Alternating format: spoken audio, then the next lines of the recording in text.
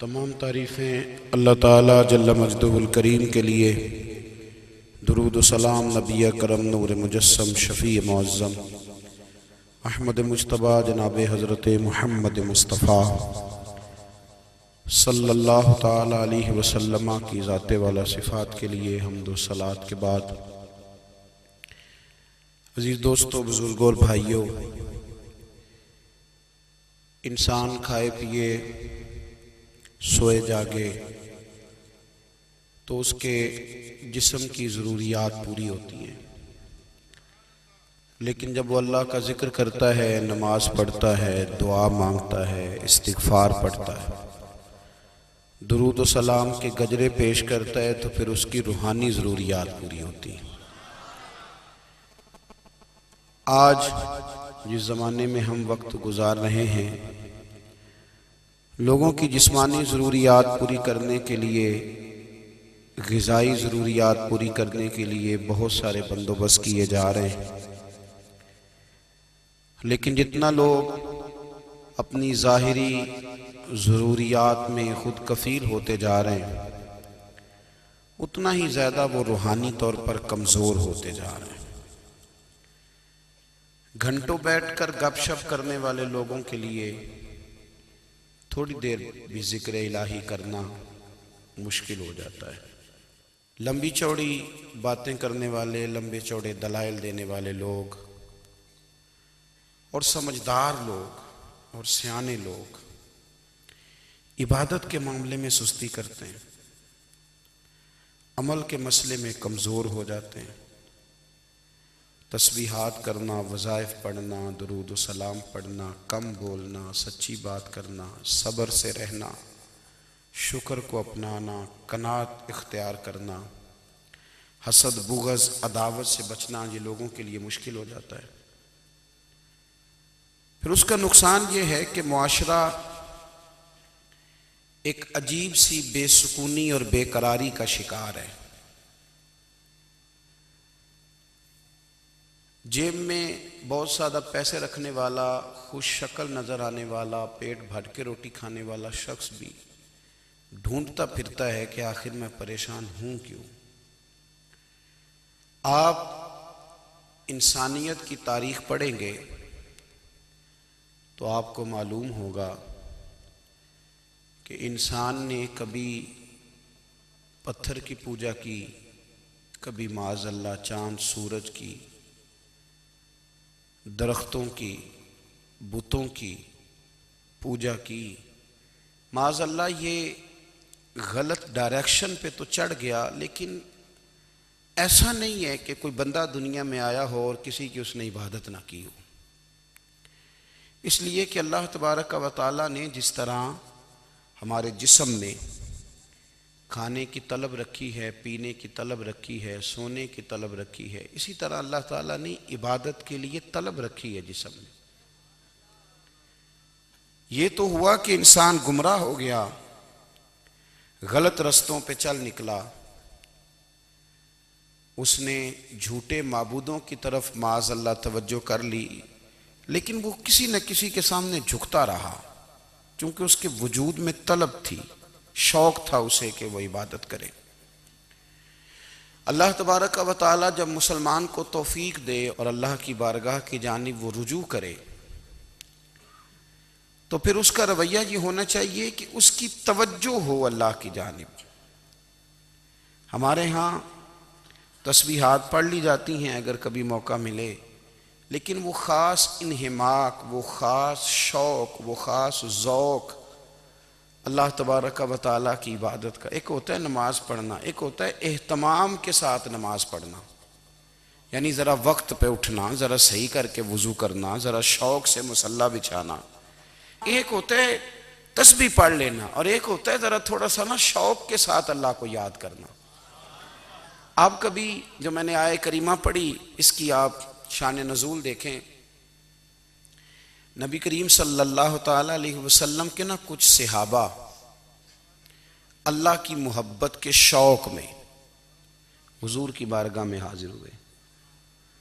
اور انہوں نے آ کے عرض پتہ کیا کیا؟ عرض کرنے لگے، یا رسول اللہ صلی اللہ تعالی علیہ وسلم سالوں بیت گئے ہیں سجدے کرتے ہوئے، حضور سالوں بیت گئے ہیں تسبیح پڑھتے ہوئے، سالوں بیت گئے کہتے ہوئے کہ سبحان اللہ وہ پاک ہے، ہمیں سالوں بیت گئے یہ کہتے ہوئے کہ اللہ اکبر وہی سب سے بڑا ہے، سالوں بیت گئے کہتے ہوئے کہ الحمدللہ ساری تعریفیں اللہ کے لیے، سالوں بیت گئے اس کی تسبیح کرتے، تحلیل کرتے، تکبیر کہتے۔ حضور اب نہ ہمارا اپنے رب سے ملنے کو جی چاہتا ہے، کبھی اے حقیقت منتظر نظر آنا لباس مجاز میں، لاکھوں سجدے تڑپ رہے ہیں میری جبین نیاز میں۔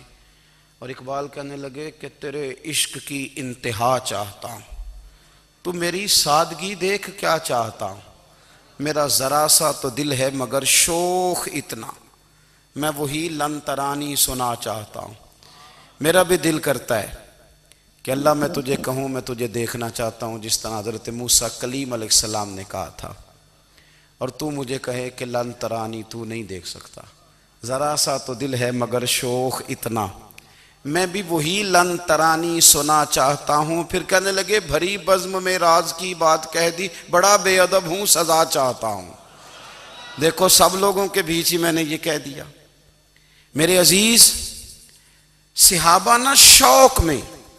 کتنے سارے لوگ ہیں آپ، کتنی ماشاءاللہ بڑی تعداد میں آپ آئیں، ہم بھی کبھی اس شوق میں گئے ہیں کہ ہمارے رب کو دیکھنے کو دل چاہتا ہے، ہمارا جی چاہے وہ کبھی ہمیں ملے، ہم کبھی اس کی زیارت کریں، اس کی بارگاہ کرم میں ہم حاضر ہوں۔ صحابہ نے عرض کیا یا رسول اللہ صلی اللہ تعالی وسلم ہمارا رب کہاں ہے؟ ہمارا نا اپنے رب کو دیکھنے کو جی چاہتا ہے۔ جب صحابہ نے یہ عرض کیا تو اللہ نے قرآن مجید نازل کیا، فرمایا وَإِذَا سَأَلَكَ عِبَادِي أَنِّي فَإِنِّي قَرِيبٌ، محبوب جب میرے بندے آپ کی بارگاہ میں آ کے میرے بارے میں پوچھیں نا تو ان سے کہہ دینا میں ان کے قریب ہی ہوں، قریب ہی ہوں۔ دلیل کیا ہے؟ بھائی اذا دان، یہ جب بھی مجھ سے دعا مانگیں گے میں ان کی دعاؤں کو قبول فرماؤں گا، میں ان کے قریب ہوں، میں ان کے قریب ہوں۔ یہ جب بھی دعا مانگیں گے نا میں قبول کروں گا، میں ان کے قریب ہوں۔ اللہ تبارک و تعالیٰ کے بندے اللہ سے محبت کرتے، رب کی بارگاہ میں جھکتے، اس کو اپنے دکھ سناتے، اس کے پیارے محبوب صلی اللہ تعالیٰ علیہ وسلم کا وسیلہ لے کے اس کے حضور حاضر ہو جاتے، پیشانیاں سجدوں سے روشن ہوتی۔ ہم نا ہر چیز کے لیے وقت نکالتے ہیں، ہر چیز کے لیے، لیکن عبادت کے لیے وقت نہیں نکالتے۔ ہر شے آباد ہے، ہر شے، ہماری فیس بک بھی آباد ہے، واٹس ایپ بھی آباد ہے، ہمارے ٹویٹر بھی آباد ہیں، ہماری ہر چیز آباد ہے۔ سب سے کم آباد ہمارا مصلی رہ گیا ہے، سب سے کم۔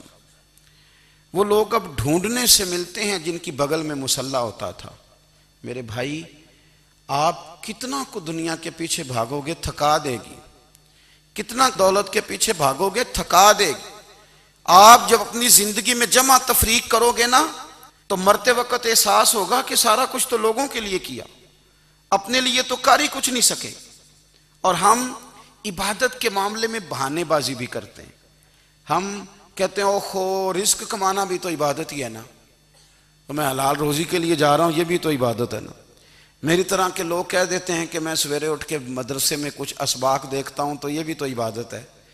میں بیان کرنے کے لیے مطالعہ کرتا ہوں تو یہ بھی تو عبادت ہے نا، اتنے لمبے سفر کر کے ملک میں دنیا میں گھومتا ہوں تو یہ بھی تو میں عبادت ہی کر رہا ہوں۔ اب اسپیشل نفلوں کے لیے وقت کس طرح نکلے، اسپیشل کر کے تسبیح میں کیسے چلاؤں، میں سارا کچھ ہم بہانے بنا لیتے ہیں نا۔ میرا سوال یہ ہے کہ یہ ساری باتیں صحابہ کو، نبی کریم کو، دیگر لوگوں کو بھی تو پتہ تھی نا، لیکن آپ غور تو کریں 23 سال حضور کو وقت ملا، مختصر وقت ظاہراً تبلیغ کرنے کے لیے، پوری دنیا میں دین بھی پھیلانا ہے۔ گھر میں 11 ازواج ہے، 4 بیٹیاں ہیں، ان کی اولادیں، سارے کام کاج بھی دیکھنے ہیں، لیکن سیدہ طیبہ طاہرہ حضرت عائشہ صدیقہ رضی اللہ تعالیٰ عنہ فرماتی ہیں سارا دن تبلیغ کرتے، ہر غلام کے دکھ سنتے، گھر میں آتے تو اپنے گھر والوں کا خیال کرتے، کام میں ہمارا